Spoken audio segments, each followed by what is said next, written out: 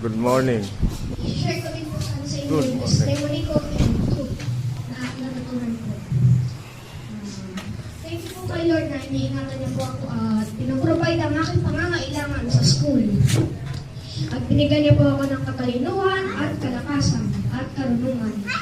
Alam po, i-share ko naman din po sana sa inyo ang aking natutunan na may pamagat na buhay or life. Marami po tanong dito ang mga unbelievers. Una, ito na ba talaga ang buhay? Pangalawa, ito na ba ang purpose ng buhay? Pangatlo, sino ba talaga ang nagbibigay ng buhay? Kung ganun lang po, hayaan niyo pong ipakilala ko po kayo sa tagapagbigay ng buhay. John 14:6, I am the way, the truth, and the life. No one comes to the Father except through me. Unang katotohanan, mahal po tayo ng Diyos. John 3:16, for God so loved the world that He gave His only begotten Son, but whosoever believes in Him shall not perish but have everlasting life. Pangalawang katotohanan, ito po ang masamang balita. Subalit tayo ay nagkasala.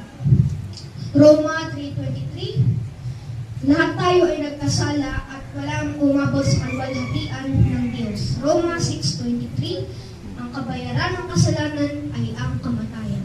Subalit, ang regalo sa atin ng Panginoong Diyos ay buhay na walang hanggan.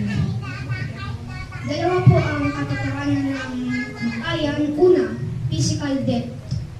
Yung aksidente po na ano at ano. Pangalawa po, yung spiritual death. Yung walang hanggang pagkawalay sa Diyos dahil tinapon na sa dagat-dagatang apoy. Kaluluwa. Pangatlong katotohanan po, ito po ang magandang balita na subalit mahal pa rin po niya tayo. Roma 5:8, ipinadama ng Diyos ang kanyang pag-ibig nung nakapako si Kristo sa krus at nung tayo ay makasalanan pa.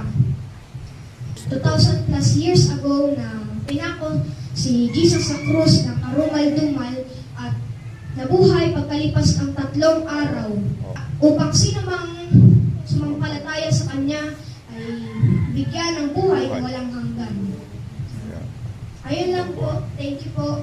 God bless ating mga kapatid.